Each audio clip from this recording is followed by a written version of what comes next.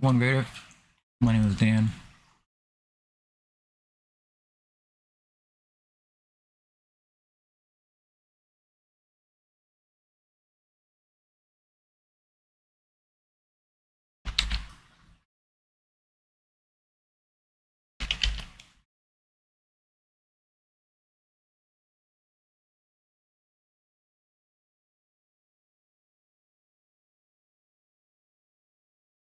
Where did my article go?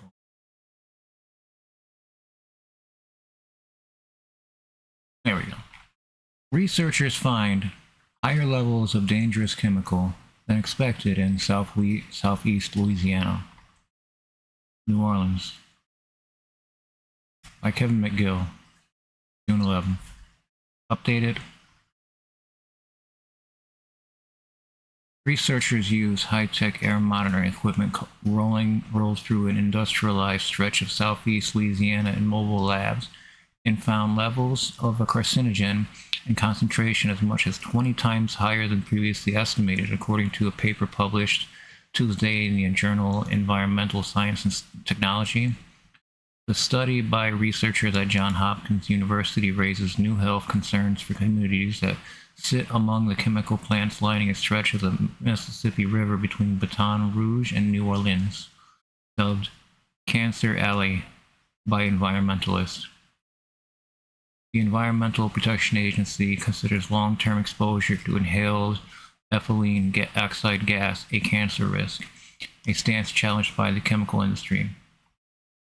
The state of California, which has its own environmental health agency, also lists the chemical as known to cause cancer and reproductive toxicity in men and women.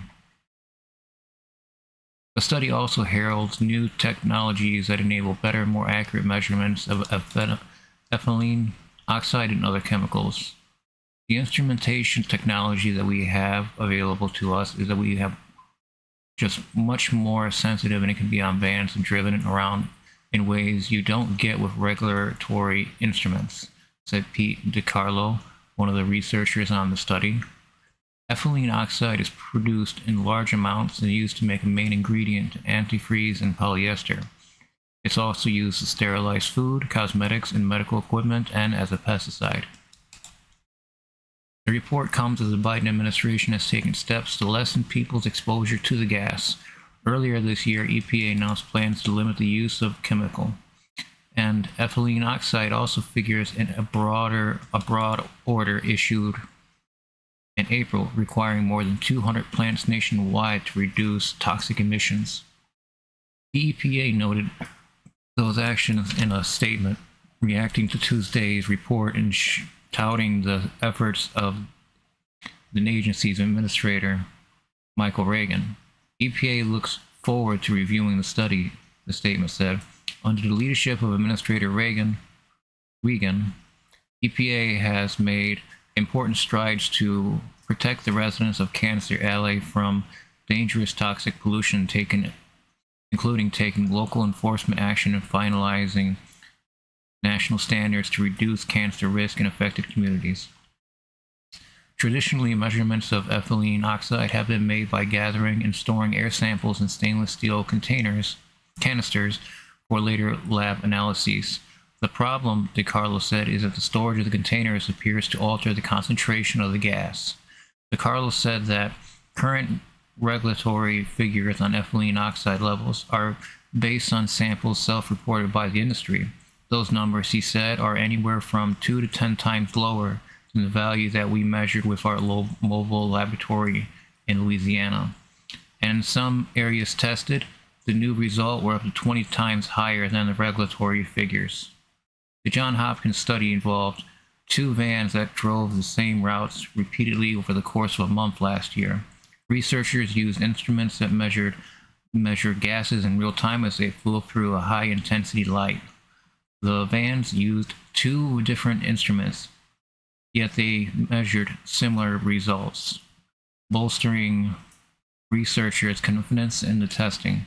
DiCarlo said nearly all the readings were higher than 11 parts of ethylene oxide per 1 trillion parts of air, a level that translates to a 1 in 10,000 cancer risk for long-term exposure to the gas. That's the upper threshold of what the EPA considers acceptable for many air toxics and carcinogens. Sometimes levels were 1,000 times higher, measured in parts per billion rather than per trillion.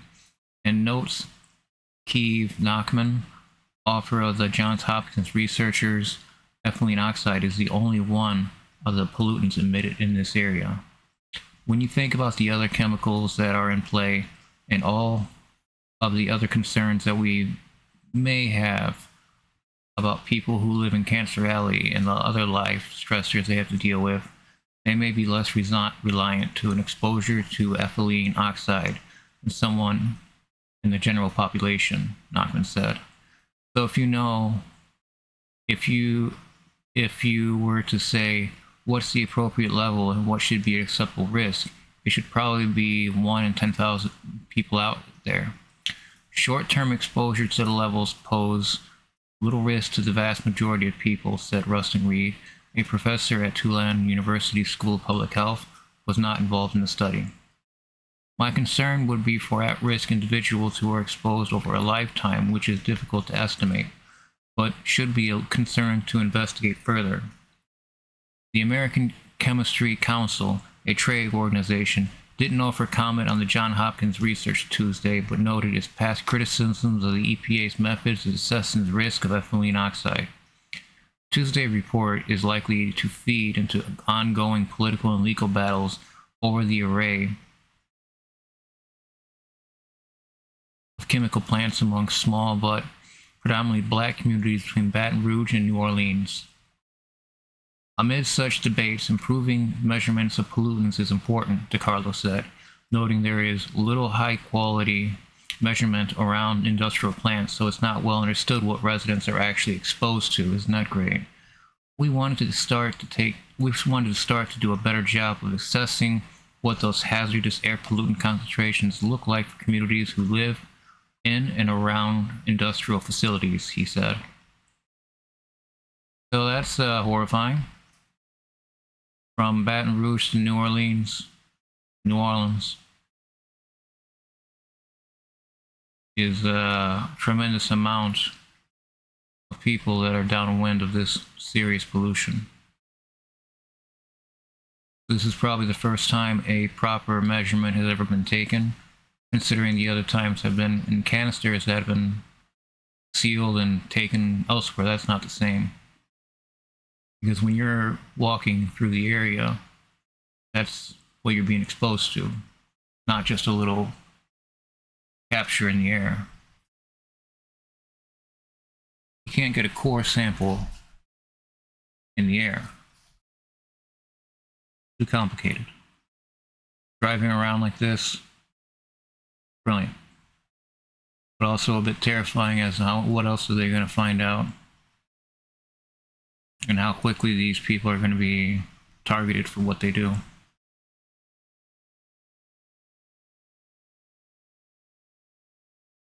Because it sounds like they weren't really public about what they were doing for the month while they were taking samples.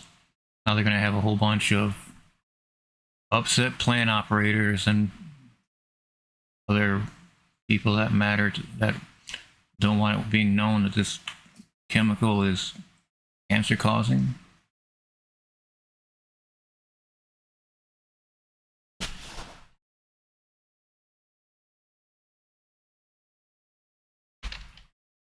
Youth in Hawaii, this is from AP News. Youth in Hawaii took on the state government over climate change. A historic settlement has emerged. 13 children and teens in Hawaii took the state government to court over the threat posed by climate change. Now they're celebrating a settlement that emphasizes a plan to decarbonize Hawaii's transportation system in the next 20 years. It's the latest example of frustrated youth in the United States taking their climate concerns into the courtroom. The settlement reached in Navahine versus Hawaii Department of Transportation recognizes children's constitutional rights to a life-sustaining climate. Governor Josh Green of attorneys with public interest law firms Our Children's Trust and Earth Justice said in separate statements Thursday. The youths in the suit had argued that Hawaii was violating the state constitution by operating a transportation system that harms the climate and infringes upon the right to a clean and healthy environment. More specifically, they accused the Hawaii Department of Transportation of consistently prioritizing building highways over other types of transportations. The burning of fossil fuels, oil, gas, and coal is the main contributor of global warming caused by human activity. Hawaii is the state most dependent on the U.S. on petroleum for its energy needs, according to Our Children's Trust. The parties said in the settlement was the first between a statement government and youth plaintiffs to address constitutional issues arising from climate change. Climate change is indisputable, Director of Transportation Ed Sniffen said in the governor's statement. Burying our heads in the sand and making it the next generation's problem is not right.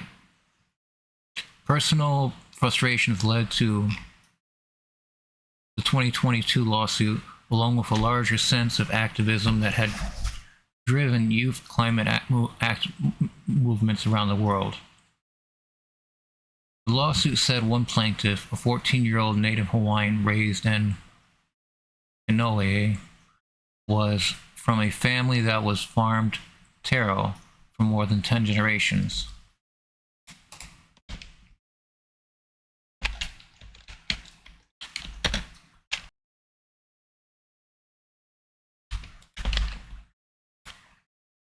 Let's try that again. 14-year-old Native Hawaiian raised in Kaneohe. I believe that's it. The complaint said the rising sea levels also threatened to put their lands underwater. The settlement's provisions include the establishment of a greenhouse gas reduction plan within 1 year of the agreement that sets out a roadmap to decarbonize Hawaii's transportation system in the next 20 years. Provisions also include immediate, ambitious investment in clean transportation infrastructure, such as completing the pedestrian and bicycle networks within 5 years and dedicating at least $40 million to expanding the public electric vehicle charging network by 2030. A volunteer youth council will advise the Department of Transportation. The plaintiffs said they found some hope in the settlement. Being heard and moving forward in unity with the state to combat climate change is incredibly gratifying and empowering, one identified as Riley Brooke Kay said in a statement. Elsewhere, youth's efforts to press the state or federal government have been mixed. In May, a federal appeals court panel rejected a long-running lawsuit brought by young Oregon-based climate activists who argued that the U.S. government's role in climate change violated their constitutional rights. Earlier this year, the state Supreme Court in Montana declined a request by the state to block the landmark climate ruling that said regulators must consider the effects of greenhouse gas emissions when issuing permits for fossil fuel developments while its appeal was pending. That case was filed by youth plaintiffs. Oral arguments before the Montana Supreme Court are set July 10th. Huge precedent set here. So watch what happens in Montana next.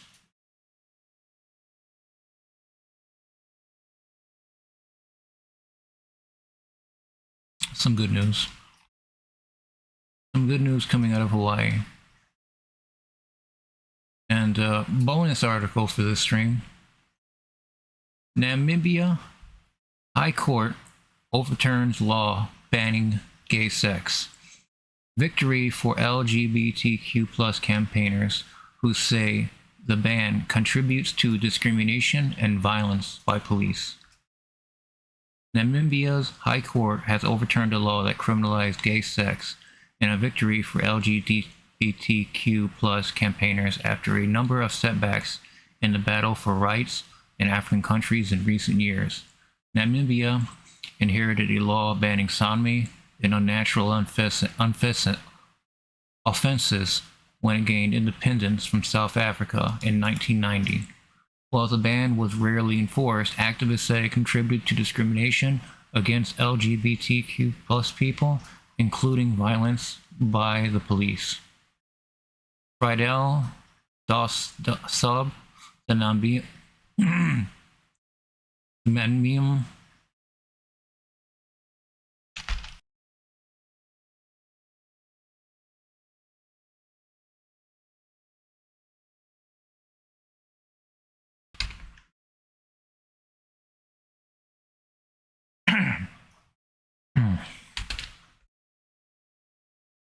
Excuse me. Namibia, the Namibian LGBTQ plus activist who brought the case, said, "I feel elated. I'm so happy. This really is a landmark judgment, not just for me, but for our democracy." He added, "I'm sitting next to my mom, and we're hoping that this message filters through to our families so that kids are no longer estranged." The judgment made by 3 High Court judges said the laws amounted to unfair discrimination under Namibia.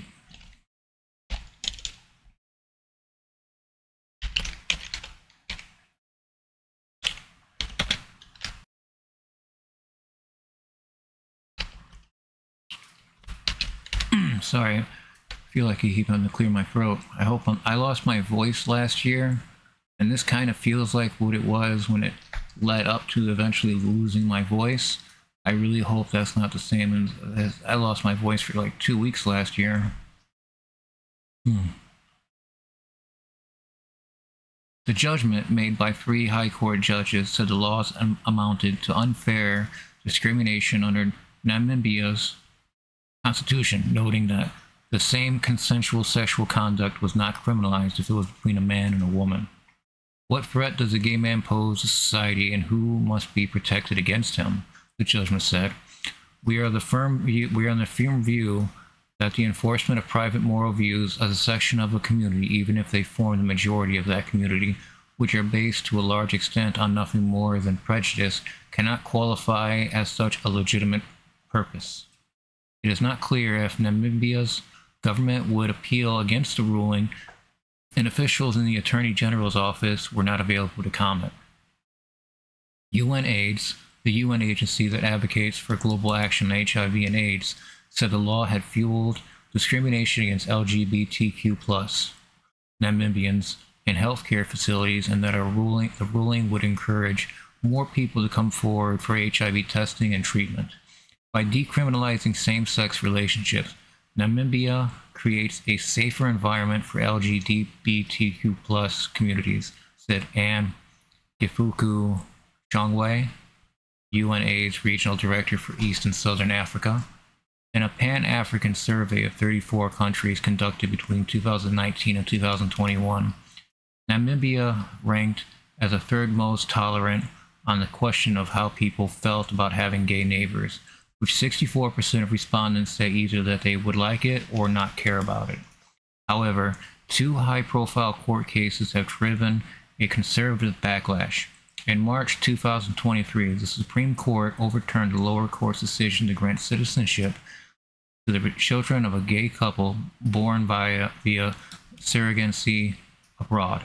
Then in May that year, it recognized same-sex marriages conducted abroad between Namibian citizens and foreign spouses. In response, the country's parliament passed a bill that defined marriage as between persons of the opposite sex, although it has yet to be signed into law by the president. Activist groups said that hate crimes subsequently rose. 6 LGBTQ plus Namibians have been killed since the bill was passed, according to the campaign group Equal Namibia. Of the 64 countries globally that criminalize same-sex relations, 31 are in Africa, according to the Human Dignity Trust, a UK legal charity that supported DASOB. The picture on progress in LGBTQ plus rights across Africa is mixed. Gay sex bans were lifted in Namibia's neighbors Angola and Botswana in 2021 and 2019, respectively. However, Uganda strengthened its anti-LGBTQ plus legislation last year, imposing the death penalty for aggravated homosexuality, which includes gay sex with a disabled person or someone over the age of 75. In February, Ghana's Parliament passed a bill that imposes a prison sentence of up to 5 years for the willful promotion, sponsorship, or support of LGBTQ plus activities, although the president has refused to sign it while it is being challenged in court. I hope that ends there. But that is an absolutely wild.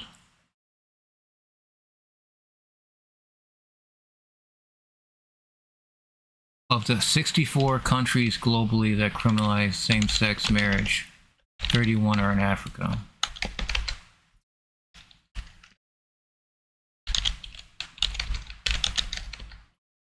It's almost half of all countries on the planet that do not support, that have bans on gay sex on the law books. Good news though, for Namibia, I think I said it right that time. Namibia, I gotta say it like same inflection every time, otherwise I lose it. Lose the word. That's some good news.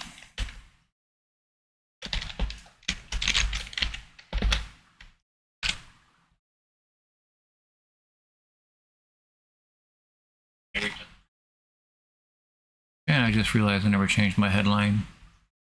Went to 2 other articles. Alright, I think that is all I have for right now. If you haven't already, please like the stream, subscribe to the channel. It helps me out immensely and keeps me motivated in putting out climate-related videos just like this. Thank you. Please take care.